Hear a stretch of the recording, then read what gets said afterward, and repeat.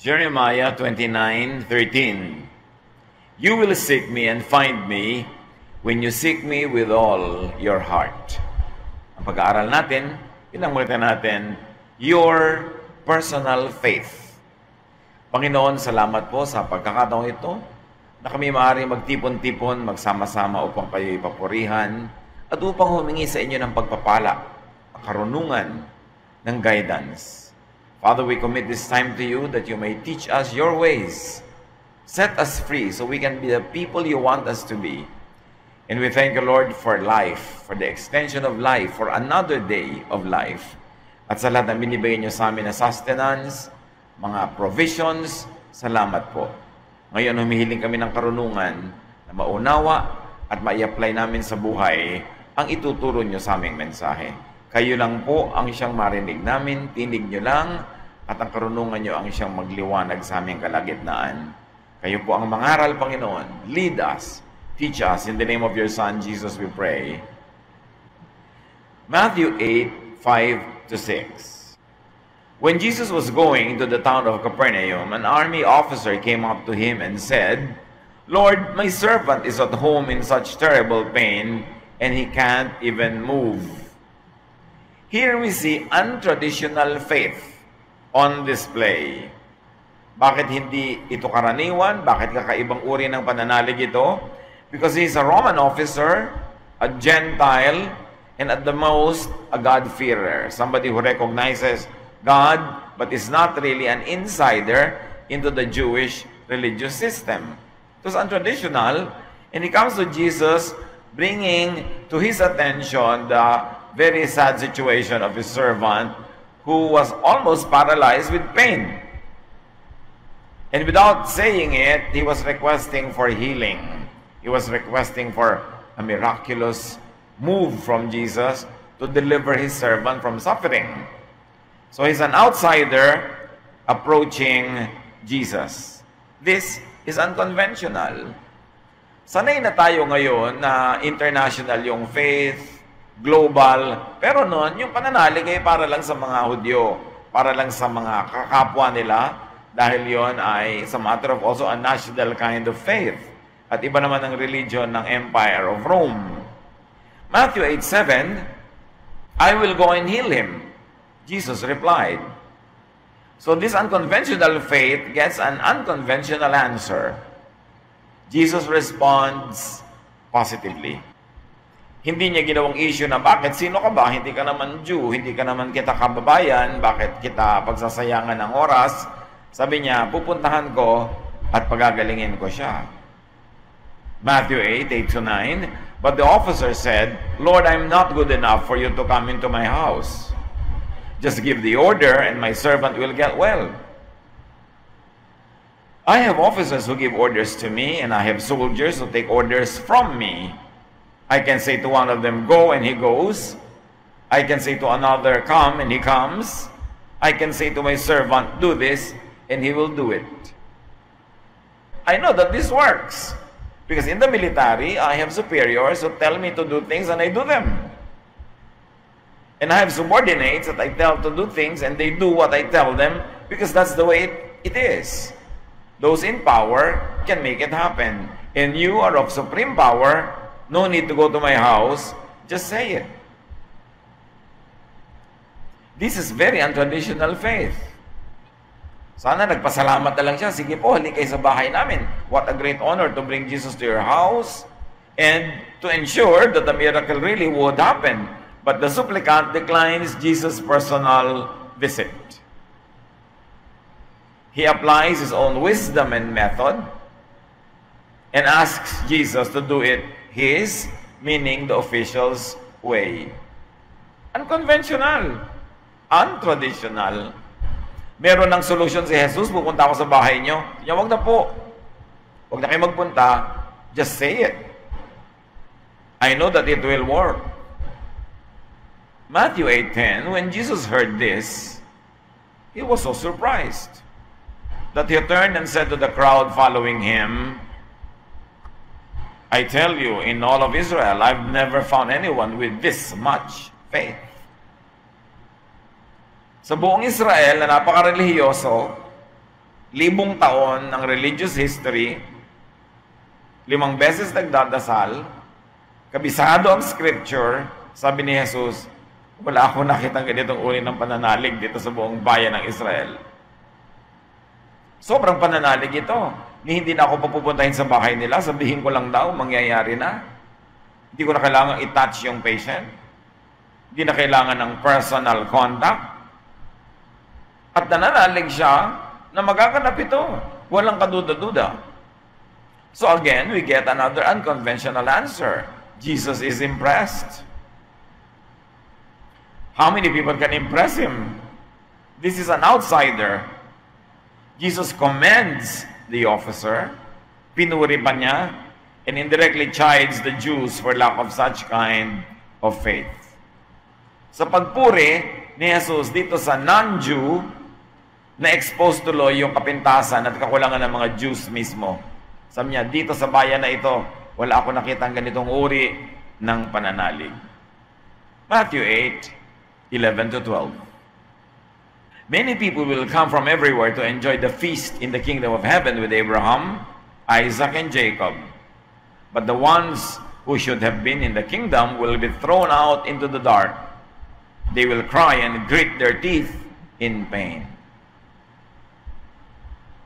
Ganon na lamang yung contrast, yung pagkakaiba ng pananalig nitong outsider, an unconventional faith and an unconventional method of expressing it, na hindi maiwasan na ibunyag ni Jesus ang tunay na kalagayan ng mga Israelita. Sabi niya, eto outsider, ito ang makakatikim ng kingdom of God. At kayo mga insider, mga napaka-conscious nyo na paborito kayo ng Diyos, mga relihiyoso kayo, etc., etc., kayo ang hindi makakapasok sa kaharian ng langit. Hindi kayo makakasalo sa hapagkainan ng piging nila Abraham, Isaac at Jacob. Sabi ganon. At sa kabaligtaran pa nga, ihahagis kayo sa labas, sa dilim, kung saan magngangalit ang mga ngipin nyo sa pagdurusa. Yan ang sinabi ni Jesus. Another unconventional answer we get here. Jesus stresses how the Jews won't enjoy salvation, fellowship with God, and all the other blessings. In spite of their religiosity, they won't be participating in the feast in heaven because they have never had such kind of faith as this outsider had. It was a stark contrast between the Gentile and the Jew. The Gentile would be blessed, the Jew would be shunned. Malinaw na malinaw ang mensahe ni Jesus. Mga Hudyo na may traditional na paraan ng pagsamba, traditional na pagbabasa ng traditional scriptures, traditional na interpretasyon, traditional na pamumuhay, lahat naka-formula, ilang beses magdadasal, anong gagawin nila, anong kakainin, anong hindi kakainin. Sa kabila nun, di pa sila papasok sa kaharian ng langit. At ito pa ang outsider na Gentile, ang siya makakaranas nun. At gano'n na lang ang paghanga ni Jesus sa kanyang pananalig. Matthew 8:13, then Jesus said to the officer, "You may go home now. Your faith has made it happen." Right then, his servant was healed. Ganon kalakas ang pananalig, sinabi ni Jesus, your faith. Hindi niya sinabing, I will make it happen. Sabi niya, your faith has made it happen. May personal na pananalig yung tao na yun mismo ang nag-energize ng isang himala. Sabi niya, your faith has made it happen. Of course, Jesus was the object of that faith, but Jesus did not even claim to have healed the person himself. Sabi niya, yung faith mo was able to procure healing from where it could be procured. The officer's untraditional, personal, and unique faith made it happen. Bakit natin pinag-aaralan ang mga ito ngayon? Ang takal-takal nang nangyari yan. Merong mensahe dito na napakahalaga, na bihirang mapansin. That personal faith, no matter how much it does not conform with traditional faith and methods, can move the hand of God, can make things happen. Develop personal faith. in spite of, beyond traditional, standard, institutional, or formula religion. Mga kapatid, linangin, ayusin, payabungin, pabungahin ang personal brand of faith. Hindi lahat isasang-ayon mo sa standard ng iba. Hindi lahat itatanong mo sa iba kung paano gagawin. Hindi mo kailangan laging isunod sa pamamaraan ng maraming tao ang iyong ginagawa when it comes to dealing with God. Hindi laging, Pastor, ilang minutes po ako magdadasal? 5. 5 po, thank you. 5 talaga nga magdadasal. Kailan po ba ako magdadasal para sa pagkain? Tuwing bago ako kumain, o pwede ko na bang ipagdasal? Minsanan lang sa umaga, lahat ang kakainin ko maghapon. Pastor, ano po ang gagawin kung anong verse ang maganda kong basahin ngayon? Yung lahat, isusunod nila yung pananalig nila sa sinasabi ng iba. Yes, meron naman tayong magandang mapapala dyan. Kung maganda yung payo sa'yo. Pero kahit pa nga maganda yung payo, kung lagi ka lang hihingi ng guidance, ng formula, hindi ma-develop ang personal relationship mo with God. We are individuals. God created us uniquely. Each one is a brand by herself or by himself. At lahat tayo merong kakanyahan na makaunawa, makapagpaunawa, makapagpahiwatig in ways that only we can do. So reason, deal, communicate with God your way. The Spirit of God in you will guide you. Huwag laging formula. Hindi po ba dapat ganito ang gagawin nating prayer kasi ganitong okasyon? Sino may sabi nun? Nakaugalian lang yan. Pero pwede ka namang gumawa ng ibang kaugalian. Hindi mo kailangang ikulong ang iyong sarili sa mga tradisyon na inimbento ng ibang taong nauna lang sa'yo. Pero hindi naman ibig sabihin ay mas makadiyos kaysa sa'yo o mas matalino nga kaysa sa'yo. Meron tayong mapapakinabang sa mga tradisyon, pero yun ay naging tradisyon lang dahil inulit-ulit ng iba.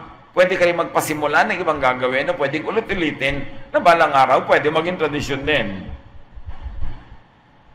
Kailangang lumalabas ka dun sa kulungan ng pag-iisip. Katulad na lang nitong lalaking ito. Ano ba yung tradisyonal na paraan para mapagaling yung kanyang pasyente? Dadalhin niya yung manggagamot o yung spiritual healer sa pasyente, hahawakan, ipapanalangin, may mga ritual-ritual. Pero sabi ni Jesus, halika, pupunta ako sa inyo. In fact, Jesus was going to do it the traditional way. At siya namin sabi, huwag na po, huwag ng tradisyon. Pwede naman ng innovation. Pwede nating ibahin ang system. Kasi kayo naman yan makapangyarihan kayo. Walang pwede mag-limit sa inyo. So, walang president yung ginawa nila. Walang naon ng example. Pero humanga si Jesus sa kanyang pananalig. Pananalig na siya ang lumikha, siya ang umimbento ng paraan ng pag-express. Wala siyang sinundan na pattern. Wala siyang sinundan na standard. Ang sinunod niya yung itinutubok ng kanyang dibdib. At bilang isang tunay na mananampalataya, titibok at titibok sa dibdib niya ang katotohanan kahit hindi yun nakakonforme sa mga nauna na mga patterns ng ibang naniniwala din naman. May isa pang ganyang case. Another untraditional faith. Matthew 15:22 to 28. Suddenly, a Canaanite woman from there came out shouting, "Lord and Son of David, have pity on me. My daughter is full of demons." Jesus did not say a word, but the woman kept following along and shouting. So his disciples came up and asked him to send her away. Jesus said, "I was sent only to the people of Israel. They are like a flock of lost sheep." So another traditional answer. It was Jesus who gave the traditional answer. Kasi yung babae hindi Jew, hindi Israelite. She was a woman from Cana. She was a Gentile. Pero may problema siya dahil inaalihan ng maraming masasamang espiritu ang kanyang anak. At si Jesus ang pinananaligan niyang makapagtataboy noon. Susunod-sunod siya, dumadaing-daing, iiyak-iyak. Hindi naman siya pinapansin. That was the traditional way. Hindi papansinin ng Jew ang Gentile. Hanggang nayamot na nga itong mga disciples. Sabi, Lord, paalisin niyo naman yung babaeng yan, ang kulit. Hindi kasi kasali yung mga Gentile sa listahan ng pagpapalain ng Diyos sa tingin nila, sa paniniwala nila, sa tradisyon. Pero ang babaeng ito, nagpatali ba siya sa tradisyon? Alam naman niya ang tradisyon, hindi siya pwedeng humiling, hindi siya pwedeng lumapit. Pero nagpatali ba siya? Meron siyang personal brand of faith na hindi naging limited by what has gone before or in history. At sinabi sa kanya ni Jesus, panghudyo lang ako, hindi ka naman hudyo eh. Verse 25, the woman came closer. Closer pa. Yung iba dyan, lalayo na, magtatampo, mahihiya. Lalo lumapit. The woman came closer, then she knelt down, talagang meron pang kneeling and begged, please help me, Lord. Hindi siya natinag, hindi siya naitaboy, lalo pa siyang lumapit at lalo niyang itinaas yung ante. Lumaki ang nakataya, may luhod pa. No? 26, Jesus replied, it isn't right to take food away from the children and feed it to dogs. Dogs ang tingin ng mga Jew sa mga Gentile. Sila lang ang tao, yung iba hindi. That was the traditional point of view. Whether Jesus meant it or not, we are not told. But Jesus said it. Some people think he was just testing the faith of this woman. But we see what will happen. Verse 27, matapos mapagsabihang aso, Lord, that's true. Hindi niya kinontra. The woman said, but even dogs get the crumbs that fall from their owner's table. Jesus answered, dear woman, you really do have a lot of faith, and you will be given what you want. At that moment, her daughter was healed. Kung yung babaeng ito naging traditional, ni hindi siya susunod, hindi siya hihingi, hindi siya aasam. Kasi alam niya, by tradition, wala siyang pag-asa. Kung ang babaeng ito traditional, nung unang pinigil, nagpapigil na sana. At kung ang babaeng ito traditional, dapat nung sinabihan siyang hindi siya pwedeng bigyan ng blessing at siya aso, nagtampo na lang sana siya. Pero hindi. Another Gentile. Another example of personal faith, style, and approach. It worked like it did on the other. It took outsiders to make it happen. It took people outside of the system, outside of the box, to give us lessons that up to now ring across the times. Hindi kailangang sumunod sa pattern ng mga nauna when it comes to dealing with God. Hindi isang formula lamang ang magagamit mo para mo maabot ang Diyos. Dahil napakalaki ng Diyos, kahit saan ka umabot, maabot mo. Kahit paano ka umabot, maabot mo. Kasi He fills heaven and earth with His glory. Hindi mo kailangan ng mapa papunta sa Diyos, kasi kahit saan ka pumunta, nandun ang Diyos. Hindi mo kailangang sundin ang mapang ginawa ng iba lamang. Isaiah 1:18, come now, let us reason together, says the Lord. So handa siya makipagtalastasan. Handa ang Diyos ng two-way communication. Hindi lang siya turo ng turo, dikta ng dikta, utos ng utos. Pwede ka rin makipangatwiran sa Kanya.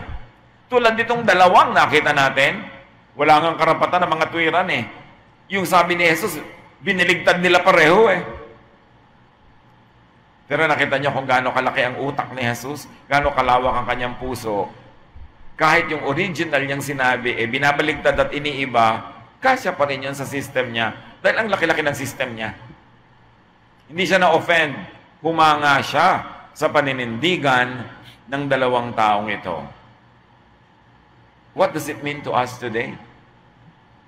Worship God. Your way, your style.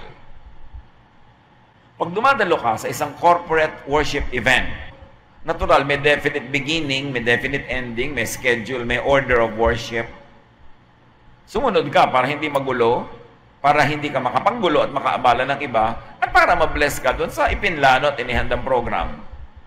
Pero pag nag-iisa ka sa iyong bahay, sa iyong kwarto, saan ka man naroon, worship God your style, your way. Hindi mo kailangan lagi ang simula mabibilis sa kanta, kakanta ka, tapos mamaya yung one half, the other half is mababagal na kanta. Formula yun eh. But it works when many people are together. Pero kung gusto mo ikaw, anong gusto mo kanta? Magpakanta-kanta ka ng gusto mo, bumagal, bumilis. Gusto mo sumer ko, magpatalon-talon, do it. O gusto mong nakaupo ka lang, tahimik na tahimik. Hindi mo laging ipapattern ang pagsamba mo doon sa nangyayari sa corporate worship. It's only one of the ways to worship God. Kailangang lawakan mo yung utak mo dahil ang lawak-lawak ng Diyos. You must not always hit the, in the same spot only. Maraming paraan. Because before organized, institutional, controlled, and corporate religion, there was personal faith. Pag nagbasa kayo sa Genesis, wala pa mga priest, wala pang temple, wala pang mga Pharisees, walang Sadducees, walang mga teachers of the law, and people practice their faith at personal levels. Maiisipan ng isa na magtayo ng dambana at mag-offer ng isang animal doon, ginagawa niya, mag-isa. Walang nagtuturo, walang nag-uutos. Pwede mong gawin ang pananalig na sinasabi sa iyo ng iyong damdamin. As long as you do not break the obvious moral laws of God in the process. Because your right to do what you want stops when it already infringes on the rights of others. Pero meron kang ganong kalayaan. Before priests and their kind appeared, owned and franchised religion, people worship the Lord their personal way. Genesis 4:26. Later, Seth had a son and named him Enosh. About this time, people started worshiping the Lord. Umimbento sila ng paraan ng pagsamba, iba-ibang tao, iba-ibang pamilya, iba-ibang sambahayan, iba-ibang style. Wala pa naman na praise and worship team. Wala pa silang structured religious worship. So, anong ginawa nila? Tinanggap pa ng Diyos yung worship nila noon? Of course. Tinatanggap pa ng Diyos yung worship natin ngayon? Of course. Pero hindi ibig sabihin na yun lang dalawang sistema na yun ang katanggap-tanggap.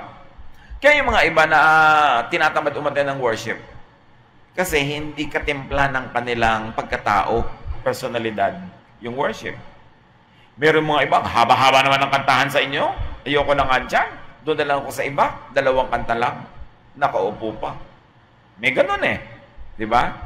Meron naman na, ang ingay-ingay naman ng mga drum set na yan, nakakatulili ng tenga. Gusto ko, organ lang o piano. O di, sige, doon ka mag-worship. Maraming paraan. Kaya lang nga, syempre, there's a social contract that when people group together as a corporate entity to worship, you should observe guidelines para hindi ka makabala sa iba. Para umandar yung programa as planned, para smooth. But do what you want in private. Then you will be able to have a more colorful, more relevant, more personal worship, and you might even please God more. Tulad ng nangyari dito sa dalawang ito, lumabas sila sa sistema, lumabas sa standard, pero lalong nalugod si Jesus. Halimbawa, sa pagdarasal, ano bang turo ni Jesus? Matthew 6:6. When you pray, go into your room alone and close the door. Pray to your Father in private. He knows what is done in private, and He will reward you. Jesus did not organize any large prayer rallies. Although hindi naman masamang mag-organize at sumali, kung nabe-bless ka. Pero kung naoobliga ka lang, hindi mo kailangan sumali. Meron pa nga, mas hindi ka makapag-pray dahil natutulili na yung tenga mo doon sa, oh Lord, Father God, yes Lord, Father God. Oo nga, Father God na ngayon kausap natin, hindi naman tayo lumilipat ng kausap. Ulit ka ng ulit ng Father God, alam naman natin yan na nga ang kausap natin. Pero naman, hallelujah, Lord, hallelujah, hallelujah. Wala na sa yung hallelujah. So kung hiyang sa'yo yun, okay, pero kung hindi ka hiyang doon, pray alone. Hindi ka obligado na laging sumali sa group prayer. Although to develop your character as member of a spiritual family, it's good to join. But don't feel guilty when you're not enjoying it. Yung iba pa po yung pastor, sama-sama ko po yata, pupunta ako sa impyerno kasi inip na inip ako pag prayer meeting. Siguro, mabilis ang utak mo, 3 sentences lang, okay na sa'yo. Yung iba, 3 paragraphs ang kailangan nila. Di huwag ka sumabay. But don't feel bad. Kasi magkakaiba talaga tao. Magkakaiba ng hilig. Jeremiah 33:3, call to me and I will answer you and tell you great and unsearchable things you do not know. Gusto ni Lord yung ganon, tumawag ka, pag-usap tayo, ipapaliwanag ko sa'yo. Paano ka makikipag-usap sa Diyos kung nagbabasa ka lang ng prayer book? Pati yung comma, yung tuldok nakalagay doon. Paano ka magde-devotion? Nabasa ka lang ng devotional guide. Talaga bang nakakapag-devotion ka? Yung guided, start. Read with this verse first, okay? O pray for 3 minutes like this. Or read this, do this, answer these questions. Well, may nabe-bless dyan, pero hindi lahat. At ang point, talaga bang kailangan mo ng devotional guide para mag-devotion? Siguro sa simula, kung wala ka pang kamuang-muang kung paano ginagawa. But later on, you must develop your own style. Will you incorporate a lot of Bible reading or just a lot of prayer? Or a lot of just quiet moment when you're not reading, you're not saying anything, and you are just there ready to hear God's voice? Talaga bang dapat may standard yan? Ang mahalaga, willing kang lumapit sa Diyos, anumang paraan. James 4:8, come near to God, and He will come near to you. Your personal faith, your personal way. Ito ang dapat dinedevelop ng mga gusto mag-mature spiritually. Hindi laging nagbabasa ka ng Bible study guide na sinulat na kung sino. It helps up to a point, but it's also good to search the scriptures on your own. Maghukay ka, mag-isip ka, magmuni-muni ka mag-isa dyan para magkaroon ng space ang voice of God. Hindi lahat yung guide binabasa mo, formula. Hindi lahat ng masarap na niluluto, recipe. Adobo nga may iba ang adobo ng tita, iba ang adobo ni auntie, iba ang adobo ni nanay. Di dapat ganun din yung prayer mo, ganun din yung devotion ng mga tao, kanya-kanya. Although merong isang regular, standard na, alam mong, ito ang adobo. Iba naman yung adobo halimbawa sa paksiw. Pero maraming versions. God is not a God of sameness. God is God of variety. Gustong-gusto ng Diyos ang variety, kaya ang dami niyang ginawang korte ng ilong, ba't hindi isa lang? So may variety kasi sa paglapit sa Panginoon. God's greatness and majesty cannot be fully contained, owned, communicated by organized or corporate religion or church or practice. While it is good to join such group activities, never neglect your personal time with God. Hindi ko umattend ka ng isang activity, nakipagniig ka na sa Diyos, when 90% of the time, mga tao dun yung kaniig mo. Hindi ko umattend ka ng ganitong service na nakarinig ka ng sermon o naipanalangin ka, nadinig mo na nga ang tinig ng Diyos na wala kang personal na pakikinig ng diretso mula sa Kanya patungo sa iyo. God can speak to us through other people, but all the more that God can speak to us directly. Ang kulang lang talaga sa atin, pag-iisa para may space ang Diyos. We have to fill every single moment with an activity that sometimes God is not able to position Himself because there's no space for Him. Isaiah 66:1, the Lord said, heaven is my throne, the earth is my footstool. What kind of house could you build for me? In what place will I rest? So pati yung temple, sinasabi ng Diyos, hindi ako dyan titira. Hindi ako kasya dyan. Ang laki-laki nga ng mundo, tungtungan ko lang yan ng paa. Ang laki-laki ng langit, upuan ko lang yon, trono ko lang yon. Tapos mangangahas kayong sabihin, gagawa kayo ng house of God? How can you house me? Hindi ako kasya. At pag in-extend natin ang reading yan, mga kapatid, how can you house the wisdom of God in just one theology? In just one religion? In just one Bible study guide? In just one book? Pwede mo bang ipagkasyahin doon ng Diyos? No. What and who can contain God? Kaya dapat nilalakihan natin ang kaharian ng Diyos at kasama sa kaharian na yun yung sarili nating utak na maghari siya doon. Hindi ang hari doon kung sino-sinong mga author, kung sino-sinong mga pastor, kung sino-sinong mga leader, kung sino-sinong mga teacher. Well, they can be useful and helpful, but make sure that you leave most of the space to God Himself. And that is personal practice of your faith. Hindi lahat ng mabubuting gagawin mo through the church. May mga ministries. Meron ka rin dapat personal ministries. Kasi ang relasyon natin sa Diyos, personal. In private, pray and worship your personal way. Hindi yung nag-iisa ka na nga, susundin mo na naman yung formula. And in community, conform for the sake of order. Communicate with God your own personal way. Beyond prayer guides, beyond Bible study guides, kasi tao din naman yung gumawa ng Bible study na yun, tao ka rin naman, anak ka rin ng Diyos, pati ka pwede mag-aral ng salita niya. Ba't kailangan laging umasa ka lang sa iba? Siyempre, ang gusto ng religion, yung kontrolado ka. Ba't hindi yun ang gusto ni Jesus? Kaya nakita niyo kung paano niya in-honor tong dalawang tao na lumabas sa kahon, sa tali, sa gapos, lalo niyang pinagpala. Know God, communicate with God beyond devotions made by others, although at times they can be useful. Beyond commentaries and theologies, you can know God.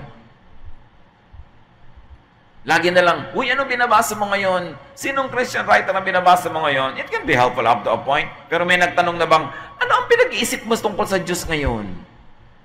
Ano mga personal reflections mo tungkol sa Diyos? Yung pag isa mo, nagmumuni-muni ka, anong pagpapakilala sa Diyos ang nakita mo? Puro lagi na lang, eto sabi ni gitong author, sabi ni ganung author. Mahalaga, pinoproseso para tayo lumago. Listen to and hear God in your personal way. Up to a point, practice personal religion. Hindi lamang yung religion by affiliation or by membership. Well, up to a point, that can be helpful. So observe, practice, and perform your private spirituality, your private godliness, your way. Huwag matakot. Tingnan nyo yung dalawa, lumabas sila, pero napaggantimpalaan pa nga. It is our intention that God will honor. Once in a while, we will commit mistakes, but who doesn't? Don't tell me na kung kasunod ka ng isang malaking grupo o mabasa ka ng isang guide na sinulat ng kung sino, ay, hindi ka na nga magkakamali. Kasi kung mali siya, mali ka na rin, nahawa ka na. Kailangan ng personal na panunuri. And share and communicate God and godliness your way. Pastor, paano ko po ba si-share ng lola ko tungkol kay Jesus? Bakit mo ko tinatanong? Wala ka bang utak? Paano mo i-share si Jesus? Paano? Ano po ba ang sabi ng manual natin, yung manual number 3? Well, yung manual number 3, sabi, ganito, buksan mo yung Bible, ituro mo ito, pag-prayin mo siya, i-lead mo siya ng sinner's prayer. Pero yun lang ba talaga ang way to lead your lola to the Lord? Hindi mo ba siya pwede ipagluto ng goto at habang ina-enjoy niya yung goto mo na ang sarap-sarap, sabi mo, ganyan ka kamahal ni Jesus. Kung paano kita kamahal, lola, higit ka pamahal ni Jesus. Hindi lang goto ang hinihanda niya para sa iyo, kundi marami pang iba. Hindi ka ba pwedeng mag-deal sa kanya ng hindi dadaan sa manual? Sobra kasi tayo na manualize. Yan ang nagawa ng evangelical Western Christianity. Manual lahat. Tinanggalan ka na ng diskarte, tinanggalan ka na ng utak. Share and communicate God your way and it will be effective. Sasabihin mo, bakit wala po ako mawin na soul? Kinabisa ko naman. At alam niyo naman kung ano mga wave of evangelism na yan. Iba-ibang uso, iba-ibang manual.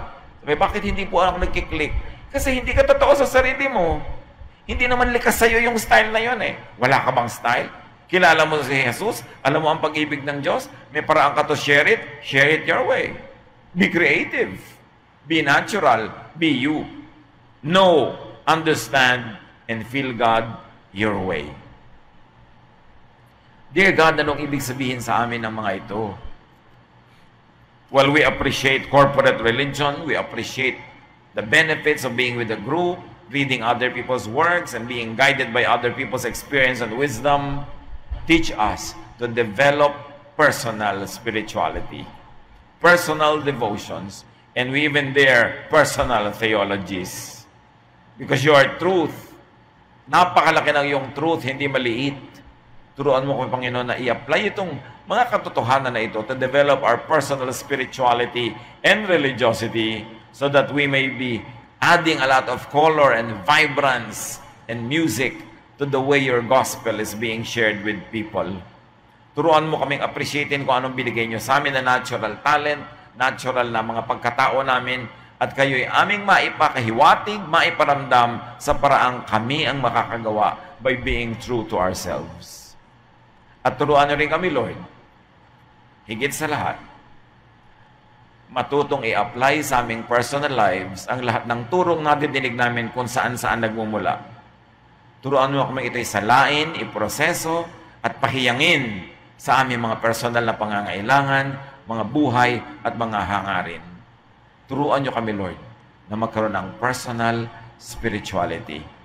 Pagbulay-bulayan natin ng mga kapatid ang kahulugan nito, ask God to give us very concrete ways to apply this in our daily lives. Lord, as your people sit in silence for a while, let your voice speak to us, teach us, convict us, guide us to better and broader personal spirituality.